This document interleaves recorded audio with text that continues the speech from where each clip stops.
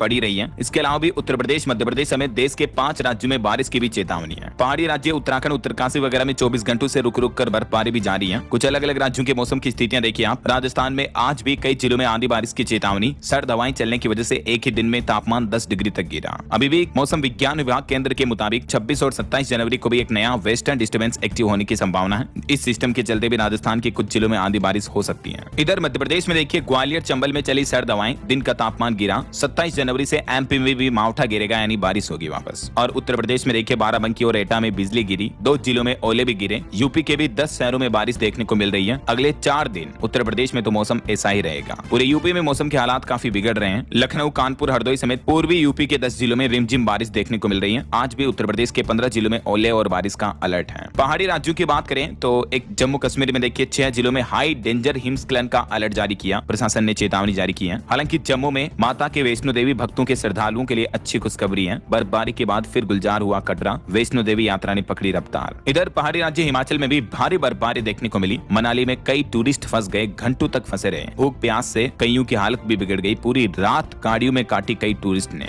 ये तस्वीरें आप देख सकते हैं खुद ही। और अभी भी मौसम विभाग का तो कहना है कि हिमाचल में तो बारिश और बर्फबारी का दौर थमेगा नहीं, बल्कि अगले 3 दिन के लिए और अलर्ट और एडवाइजरी जारी की है। 26 से 28 जनवरी तक हिमाचल प्रदेश में बारिश बर्फबारी का लगातार प्रकोप देखने को मिलेगा। कई इलाकों में तो हिमाचल में बर्फबारी की वजह से बिजली भी गुल हो गई। यातायात व्यवस्थाएं ठप पड़ी हैं। 563 सड़कें बंद हो गई। 4797 ट्रांसफार्मर खराब हो गए, जिसके चलते कई इलाकों में बिजली गायब हो गई है। और उत्तराखंड में भी कुछ ऐसी स्थितियां चल रही हैं। अभी तो अगले 24 घंटे तक उत्तराखंड में भी हिमस्खलन का खतरा है। चमोली में ऑरेंज अलर्ट, तो उत्तरकाशी, रुद्रप्रयाग समेत 4 जिलों के लिए येलो अलर्ट जारी किया है। बर्फबारी का कुछ जगहों पर टूरिस्ट आनंद भी ले रहे हैं। तस्वीरें आप देख सकते हैं। वहीं दोस्तों पंजाब में भी आज और कल घने कोहरे और शीतलहर का अलर्ट जारी हुआ। चंडीगढ़ में ठंड से एक व्यक्ति की भी मौत हो गई। हिमाचल में 600 के लगभग टूरिस्ट फंसे हुए हैं। हरियाणा में भी 8 डिग्री तक गिरा तापमान। पाला जमा। 14 जिलों में कोहरे का अलर्ट और शीतलहर भी चली है। छत्तीसगढ़ में अब अगले 48 घंटों में गर्मी बढ़ेगी। 3 डिग्री तक तापमान बढ़ने की संभावना है। अगले 2 दिन मौसम ड्राई रहेगा, यानी सूखा रहेगा। बाकी और भी अगले 24 घंटों के दौरान स्काईमेट वेदर की रिपोर्ट के मुताबिक संपूर्ण भारत का मौसम पूर्वानुमान क्या कहता है, मौसम की संभावित गतिविधियों की जानकारी आप देख सकते हैं स्क्रीन पर। अच्छा, वैसे आप कौन से राज्य में, कौन से जिले में रहते हैं यार दोस्तों, कमेंट करके बताओ मुझे। आपके यहाँ अभी ठंड वगैरह कैसी पड़ रही है, बारिश हो रही है या केवल ठंड पड़ रही है? क्या हालात आपके जिले में, राज्य में, कमेंट में लिखिएगा जरूर। और भारत के अलावा अंतर्राष्ट्रीय वेदर पर एक और बड़ी खबर आ रही। पाकिस्तान में भी देखिए हिमस्खलन से एक ही परिवार के 9 लोगों की मौत हो गई। एक तो बच्चे की हालत भी गंभीर है। खैबर पख्तूनख्वा में ये हिमस्खलन की बड़ी घटना, तबाही देखने को मिली है। ओके, और चलिए मौसम के बाद आगे बढ़ते हैं खबरों में। कुछ मार्केट अपडेट्स पर नजर डालते देखिए आप। अल्ट्राटेक सीमेंट का मुनाफा 27% बढ़ा। दिसंबर तिमाही में प्रॉफिट 1729 करोड़ रहा। वहीं इंडिगो कंपनी ने 16 एयरपोर्ट्स पर अपनी 717 फ्लाइट्स स्लॉट्स छोड़े। कोहरे की वजह से ये फ्लाइट्स कैंसिल देखने को मिली हैं। वहीं दोस्तों सोना चांदी के भाव पर रिपोर्ट आ रही है। क्योंकि आज संडे है तो अब मैं आपको साप्ताहिक रिपोर्ट बता देता हूँ। पूरे इस सप्ताह में चांदी लगभग 35,000-36,000 रुपए तक बढ़ी है। अभी चांदी का भाव 3,17,000 रुपए प्रति किलोग्राम चल रहा है, जबकि सोने में इस सप्ताह 12,500 रुपए तक की बढ़ोतरी देखने को मिली है। और अभी गोल्ड का प्राइस 1,54,000 रुपए प्रति 10 ग्राम पर चल रहा है। बाकी और भी अलग अलग कैरेट के हिसाब से ये सोने की कीमतें आप देख सकते हैं स्क्रीन पर। ओके, और चलिए आगे बढ़ते हैं अपन खबरों में। देखिए हेल्थ को लेकर अच्छी खबर आ रही है। राजस्थान राज्य की पहली poison detection technology machine laboratory शुरू की गई। अब सांप के काटने पर सटीक इलाज मिल पाएगा। राजस्थान के जयपुर के एसएमएस अस्पताल में ये नई सुविधा शुरू हुई है। और वहीं अच्छी खबर है, भारतीय व्यवसायियों को वैश्विक मंच देगा जोहो। जोहो कंपनी की तरफ से enterprise resource planning platform launch किया गया है, जोहो ERP के नाम से, जिससे कि हमारे देश में MSME कारोबारियों, व्यापारियों को बढ़ावा मिलेगा। और वहीं खबर देखिए, असम विधानसभा चुनाव के लिए घोषणा पत्र के लिए जनसंपर्क करेगी भाजपा। मुख्यमंत्री हेमंत बिश्व शर्मा ने मतदाता सूची को लेकर नोटिस भी खंडन किया। असम में विधानसभा चुनाव से पहले ही सियासी हलचल देखने को मिल रही है। देखिए आप, नेता लोग ही एक दूसरे से लड़ रहे हैं। ये जनता का भला कब करेंगे पता नहीं।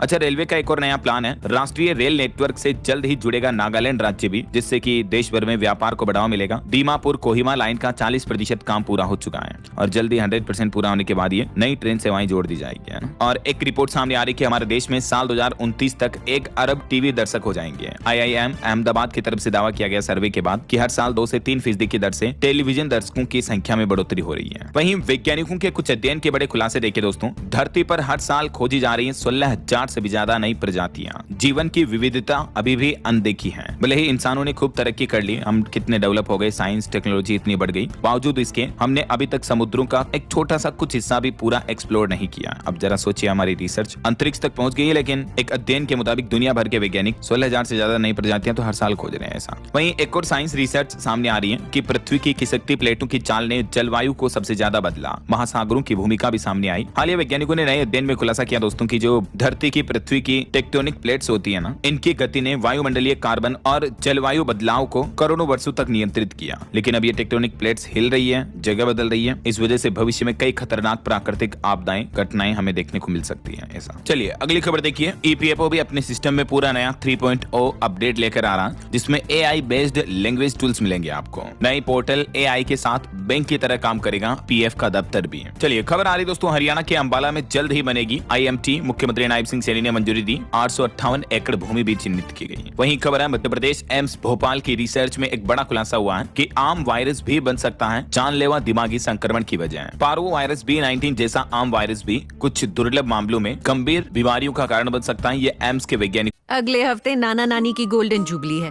फेस